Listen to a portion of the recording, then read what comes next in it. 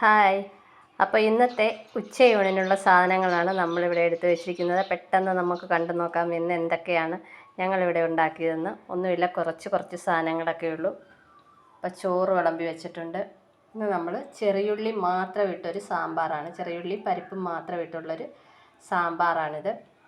അതിൻ്റെ കൂട്ടത്തിൽ ഉണക്കക്കൊഞ്ചിൻ്റെ റോസ്റ്റുണ്ട്. ഇത് ഗ്രീൻ പീസ് ക്യാരറ്റും കൂടെ ഉള്ളൊരു തോരനാണ്.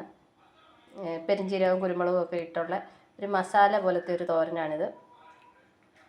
പിന്നെ പപ്പടം എടുത്ത് വെച്ചിട്ടുണ്ട്, ഒരു പച്ചമുളകുണ്ട്, നെല്ലിക്ക അച്ചാറുണ്ട്, ഒരു കഷ്ണം നാരങ്ങ അച്ചാറുണ്ട്.